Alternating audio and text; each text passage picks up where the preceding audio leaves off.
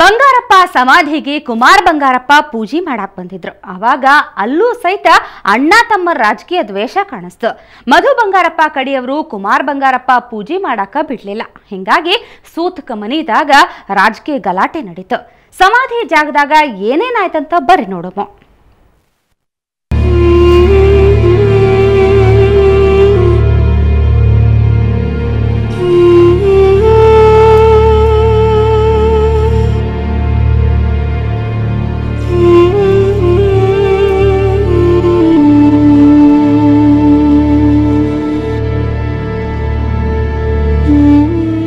ಉತ್ತರ ಕರ್ನಾಟಕ ಮಂದಿ ಸೇರ್ದಂಗ ಇಡೀ ರಾಜ್ಯ ಮರಿಲಾರದ ನಾಯಕ ಅಂದ್ರ ಬಂಗಾರಪ್ಪ. ಅವರು ನಿನ್ನೆ ಪಂಚಭೂತದಾಗ ಲೀನ ಆದ್ರು. ಆದ್ರೆ ಈಗ ಆ ಸೂತಕ ಮನೆಯಾಗ ಗಲಾಟೆ ಶುರು ಆಗೈತಿ. ಅಣ್ಣ ತಮ್ಮಂದ್ರ ಮಧ್ಯಕ್ಕ ರಾಜಕೀಯ ದ್ವೇಷ ಆರಂಭ ಆಗೈತಿ.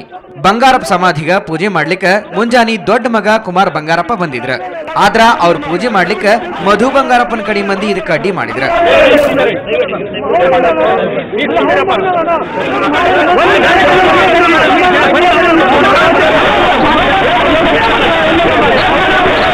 ಅಷ್ಟೇ ಅಲ್ಲದ ಕುಮಾರ್ ಬಂಗಾರಪ್ಪ ವಿರುದ್ಧ ಸಿಟ್ಟಾಗಿ ಘೋಷಣೆ ಕೂಗಿದ್ರು. ಈಗ ವಿವಾದ ನಡೆಯೋದಕ್ಕೆ ನಾವು ಕುಮಾರ್ ಬಂಗಾರಪ್ಪನವ್ರನ್ನ ರಿಕ್ವೆಸ್ಟ್ ಮಾಡ್ತಿದ್ದೀವಿ. ಮಗನೇ ಅದಕ್ಕಿಲ್ಲ ಅಂತ ಹೇಳಲ್ಲ. ಅಮ್ಮ ಬಂದ ಮೇಲೆ ವಿಧಿವಿಧಾನ ಸ್ಟಾರ್ಟ್ ಆಗುತ್ತೆ, ಆಮೇಲೆ ನೀವು ಮಾಡಿ. ಮತ್ತೆ ಮೇಲಾಗಿ ಕುಮಾರ್ ಬಂಗಾರಪ್ಪ ಪಾಲಕ್ಷಪ್ಪನಿಂದನೇ ಇವತ್ತು ನಮ್ಮ ಸಾಹೇಬರು 10 ವರ್ಷ ಇನ್ನು ಬದುಕ್ತಿದ್ರು. ಅದೇ ಒಂದು ಅವ್ರ ಹಿಂಸೆ ಸಾಹೇಬರನ್ನ ಸಾಯಕ್ಕೆ ಇವತ್ತು ಕುಮಾರ್ ಬಂಗಾರಪ್ಪ ಪಾಲಕ್ಷಪ್ಪ. ಗಲಾಟೆ ಟೈಮ್ನಾಗ ಮಾತಾಡಿದ ಕುಮಾರ್ ಬಂಗಾರಪ್ಪ ಇಂಥ ವಿಷಯದಾಗ ರಾಜಕೀಯ ಮಾಡೋದು ಚಲೋ ಅಲ್ಲ ಅಂದ್ರು. ಈ ತರ ಸಂದರ್ಭದಲ್ಲೂ ಕೂಡ ರಾಜಕೀಯವನ್ನ ಬಳಕೆ ಮಾಡ್ತಿರ್ತಕ್ಕಂಥದ್ದು ಇವೆಲ್ಲವೂ ಕೂಡ ದುರಂತಗಳು. ಒಂದು ಹತ್ರ ಧರ್ಮ ಅಧರ್ಮಗಳನ್ನು ನೋಡಿಕೊಂಡು ಈ ಥರ ಪದ್ಧತಿಗಳನ್ನು ಮಾಡ್ಕೊಳ್ತಕ್ಕಂಥದ್ದು. ಹಾಗಾಗಿ ಈ ಥರದ ಕಾರ್ಯಗಳನ್ನು ಏನೋ ಒಂದು ಹತ್ರ ನಡೆದೋಗಿದೆ ಅಂತ ಹೇಳಿಬಿಟ್ಟು ಅದನ್ನು ಮುಂದುವರಿಸ್ಕೊಂಡು ಹೋಗ್ತಕ್ಕಂಥದ್ದು ಅಷ್ಟು ಸೂಕ್ತ. ಗಲಾಟೆ ವಿಷಯ ಗೊತ್ತಾದ ಮೇಲೆ ಸಮಾಧಿ ಜಾಗಕ್ಕ MLA ಬೇಳೂರು ಗೋಪಾಲಕೃಷ್ಣ ಭೇಟಿ ಮಾಡಿದ್ರ. ಇವತ್ತು ಕೂಡ ಚಿತೆ ಜಾಗದಾಗ ಧಾರ್ಮಿಕ ಕಾರ್ಯಗಳು ನಡೀತಾವಾದ್ರು. ಆದ್ರ ಅಣ್ಣ ತಮ್ಮನ ಗಲಾಟೆ ಬಗ್ಗೆ ಏನು ಹೇಳಂಗಿಲ್ಲ ಅಂತ ಹೇಳಿದ್ರ. ಅವರ ಕುಟುಂಬದ ವರ್ಗದವರೆಲ್ಲರೂ ಬರ್ತಾರೆ. ಅವ್ರು ಬಂದು ಈಗ ಪೂಜೆ ಪುರಸ್ಕಾರವೆಲ್ಲ ಮಾಡಲಿಕ್ಕೆ ಅವ್ರು ಬರ್ತಾ ಇದ್ದಾರೆ. ಇನ್ನು ಬೇರೆ ಯಾರು ಬರ್ಲಿಕ್ಕಿಲ್ಲ. ಅವ್ರಿಗೆ ಸಂಬಂಧಪಟ್ಟವರು ಮತ್ತು ಅಭಿಮಾನಿಗಳು ಇದ್ದವರು ಬರ್ಬೋದು, ಮತ್ತೆ ಯಾರು ಬರ್ಲಿಕ್ಕಿಲ್ಲ. ಅವರ ಕುಟುಂಬ ವರ್ಗದವ್ರು ಬರ್ತಾ ಇದ್ದಾರೆ. ಅಮ್ಮ ಅವ್ರು ಬರ್ತಾ ಇದ್ದಾರೆ. ಬಂದು ಅವರು ಮುಂದಿನ ಏನು ಪೂಜೆಗಳಿದೆ ಅದೆಲ್ಲ ಮಾಡ್ತಾರೆ. ಇಲ್ಲ, ಅವರಲ್ಲಿ ನನಗೆ ಗೊತ್ತಿಲ್ಲ. ಅವರು ಕುಟುಂಬದ ವರ್ಗದವ್ರು ಏನು ತೀರ್ಮಾನ ಮಾಡ್ತಾರೋ ಅದು ಅವ್ರ ಪ್ರಕಾರ ನಡೀತದೆ. ಅವರು ಅಮ್ಮವ್ರು ಏನು ಹೇಳ್ತಾರೋ ಅದು ಪ್ರಕಾರ ನಡೀತದೆ. ಗಲಾಟೆ ಎಲ್ಲ ಮುಗಿದ ಮೇಲೆ ಬಂಗಾರಪ್ಪ ಅವರ 2ನೇ ಮಗ ಮಧು ಬಂಗಾರಪ್ಪ ಮನಿ ಮಂದಿ ಜೊತೆ ಸಂಸ್ಕಾರ ಜಾಗದಾಗ ಬಂದು ಪೂಜೆ ನಡೆಸಿದ್ರೆ. ಧಾರ್ಮಿಕ ವಿಧಿ ವಿಧಾನಗಳನ್ನ ಪೂರೈಸಿದ್ರು. ನಾನು ಒಂದು ಮಾತನ್ನ ಹೇಳಲಿಕ್ಕೆ ಇಷ್ಟಪಡ್ತೀನಿ. ಬಂಗಾರಪ್ಪಾಜಿಯವರು ನಮ್ಮ ಸ್ವತ್ತಲ್ಲ, ಅದು ಜನರ ಸ್ವತ್ತು. ಜನರು ಅವರನ್ನು ಬೆಳೆಸಿರೋದು ಜನರಿಗೆ ಸೇರಬೇಕೆ ಹೊರತು ನನಗೊಂದು ಕಾರ್ಯಕ್ಕೆ ಕೊಟ್ಟಿದ್ದಾರೆ ಅಂದರೆ ಅದೆಲ್ಲ ಆ ಪುಣ್ಯ ಅವ್ರಿಗೆ ಹೋಗಬೇಕಾಗುತ್ತೆ. ಯಾಕಂದರೆ ಅವರ ಸ್ವತ್ತು. ಅದನ್ನು ನಿನ್ನೆ ಜನರು ತೋರಿಸ್ಕೊಟ್ಟಿದ್ದಾರೆ ಬಂಗಾರಪ್ಪಾಜಿಯವರು ಏನು ಅಂತ ಹೇಳಿ. ಇನ್ನ ಈ ವಿಷಯದ ಬಗ್ಗೆ ಬೇಜಾರು ಮಾತಾಡಿದ ಬಂಗಾರಪ್ಪಳಿಯ ನಟ ಶಿವರಾಜ್ ಕುಮಾರ್ ಅವರಲ್ಲಿ ಅಪ್ಪಾಜಿ ಗುಣ ನೋಡೀನಿ ಅಂದ್ರು. ಕುಮಾರ್ ಬಂಗಾರಪ್ಪ ನಡ್ಕೊಂಡ ಬಗ್ಗೆ ಏನು ಹೇಳಂಗಿಲ್ಲ ಅಂದ್ರು. ಫ್ಯಾಮಿಲಿ ಸಂಬಂಧಪಟ್ಟ ವಿಷಯ ಫ್ಯಾಮಿಲಿಲೇ ಇರಬೇಕು. ಅದು ಜಾಸ್ತಿ ಹೊರಗಡೆ ನಾವು ಹೇಳೋಕ್ಕೋಗಲ್ಲ. ಇವತ್ತು ಮದುವರು ಮಾಡಿದ್ರೆ ಮದು ಮಾಡಬೇಕಷ್ಟೇ. ನಮಗೆ ನಮ್ಮ ತಂದೆ ಹೆಂಗೋ ನನಗೆ ಬಂಗಾರಪ್ಪ ಅವರು ಹಂಗೆ. ಯಾಕಂದರೆ ನನ್ನ ಜೊತೆಲಿ ಅವರು ಒಬ್ಬ ತಂದೆಯಾಗಿ ಸ್ಥಾನದಲ್ಲಿ, ತಂದೆ ಸ್ಥಾನದಲ್ಲೂ ಉಂಟು, ಒಂದು ಫಾದರಿಂದ ಮಾವನ ಸ್ಥಾನದಲ್ಲೂ ಉಂಟು, ಅದೇ ರೀತಿ ಒಬ್ಬ ಫ್ರೆಂಡ್ ಸ್ಥಾನದಲ್ಲೂ ಉಂಟು ಅವರು. ಅದೇನ್ರ ಇರ್ಲಿ, ರಾಜಕೀಯ ದ್ವೇಷನ ಇಂಥ ವಿಷಯದ ನಡಬರ್ಕ ತರಬಾರ್ದು ನೋಡ್ರಿ. ಕುಟುಂಬದ ವಿಷಯದಾಗ ರಾಜಕೀಯ ಮಾಡೋದು ಮಾತ್ರ ಚಲೋ ಅಲ್ಲ ಅಂತಾರ ಮಂದಿಗಳು. ಕ್ಯಾಮರಾಮನ್ ನವೀನ್ ಜೊತೆ ರಾಜೇಶ್ ಕಾಮತ್, ಸುವರ್ಣ ಸುದ್ದಿವಾಹಿನಿ, ಶಿವಮೊಗ್ಗ. ಒಲ್ಲದ ಗಂಡನಿಗೆ ಮೊಸರ್ನ್ಯಾಗೂ ಕಲ್ಲಂತಾರಲ್ಲ, ಹಂಗೈತ್ ನೋಡ್ರಿ. ಎಲ್ಲಾ ನೋಡಿ ಒಪ್ಪಿ ಸಾವಿರಾರು ಮಂದಿ ಮುಂದ ಲಗ್ನ ಅದ.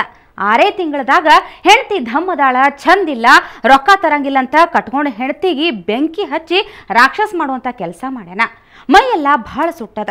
ಆಕಿ ಸಾವು ಬದುಕಿನ ನಡು ಹೋರಾಡಕತ್ತಾಳ. ರಾಯಚೂರು ಜಿಲ್ಲಾದ ಸಿಂಧನೂರ್ನ್ಯಾಗ ಹಿಂಗಾಗೈತ್ ನೋಡ್ರಿ.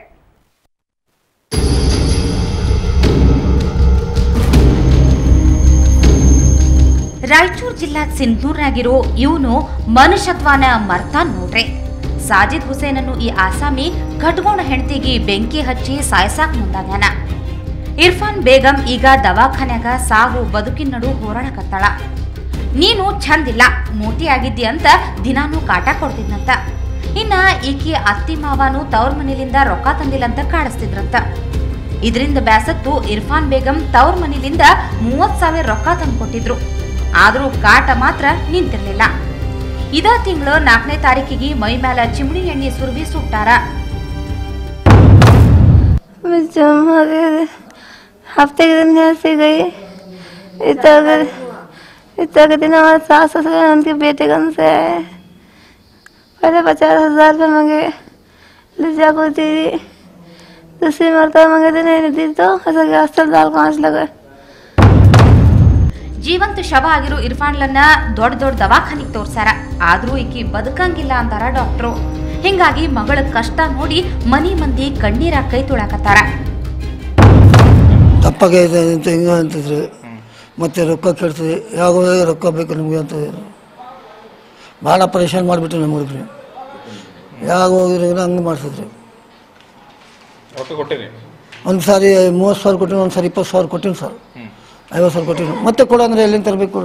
उनके अम्मी इतवार दिन आए कहते आँख को ऐसी बात है, लड़ने लगे तो बच्चे गैस चल डाले थे, आँख पर दाल को जलाए गए थे. हाँ पैसा का नहीं, अच्छी नहीं बोलते थे, क्या ली नजराने ली वो नहीं ली, तुझे क्या दी, कौन कर ले जा रहा था, मोटी थी वो थी, बोले ये बोलते नहीं कि छोड़ना बड़े है, रहने दे, जान दे, रहने दे, हर बार के दिन से रहेंगे, कितने दिन करेंगे बोल को बोली मैं. ಈಗ 6 ತಿಂಗಳ ಹಿಂದಷ್ಟೇ ಲಗ್ನ ಆಗಿ ಈಗ ಗಂಡನಿಗೆ ಅದೇನ್ ಕೆಟ್ಟ ಬುದ್ಧಿ ಬಂದಿತ್ತೋ ಗೊತ್ತಿಲ್ಲ. ಹೆಂಡತಿ ಚಲೋ ಇಲ್ಲಂತ ಮಾಡಬಾರ್ದು ಕೆಲಸ ಮಾಡ್ಯಾನ. ಹೆಣ್ಮಗಳಿಗೆ ಹಿಂಗ ಮಾಡ್ದೋರಿಗೆ ತಕ್ಕ ಶಾಸ್ತಿ ಆಗ್ಬೇಕಂತಾರ ಊರನ್ ಮಂದಿ. ಕ್ಯಾಮ್ರಾಮನ್ ದುರ್ಗೇಶ್ ಜೊತೆ ಗುರುರಾಜ್ ಹೂಗಾರ್, ಸುವರ್ಣ ಸುದ್ದಿವಾಹಿನಿ, ರಾಯಚೂರು. ಬಳ್ಳಾರಿ ಜಿಲ್ಲಾದ ಜಾಲಿಹಾಳ್ ಊರ್ನಾಗ ಕರೆಂಟ್ ತಂತಿ ತಗಲಿ ಹುಡುಗಿ ಕಿವಿನ ಹೋಗ್ಯದ. ಕರೆಂಟ್ ಇಲಾಖೆ ಮಂದಿ ನಿರ್ಲಕ್ಷ್ಯ ಮಾಡಿದ್ರಿಂದ ಈ ಅನಾಹುತ ನಡೆದದ. ಮೌಲಮ್ಮ ಎಂಬಾಕಿ ಈಗ ಸಾವು ಬದುಕಿನ ನಡು ಹೋರಾಡಕತ್ತಾಳ. ತಂತಿ ತಾಗಿ ಬಲಭಾಗದ ಕಿವಿ, ಕಪಾಳ ಮತ್ತು ತಲೆ ಭಾಗ ಸುಟ್ಟು ಹೋಗ್ಯದ. ಇನ್ನು ಮುಂದೆ ಆಕೆಗೆ ಕಿವಿ ಚಲೋ ಕೇಳಂಗಿಲ್ಲಂತ ಡಾಕ್ಟರ್ ಬೇರೆ ಹೇಳ್ಯಾರ. ಇಷ್ಟಾದ್ರೂ ಸೌಜನ್ಯಕರ ಕೆಇಬಿ ಅಧಿಕಾರಿಗಳು ಬಂದು ಭೇಟಿ ಮಾಡಿಲ್ಲ. ಇದು ಮೌಲಮ್ಮಳನ್ ಮನಿ ಮಂದಿಗೆ ಮತ್ತು ಊರಾನ್ ಮಂದಿಗೆ ಸಿಟ್ಟು ಬಂದೈತೆ.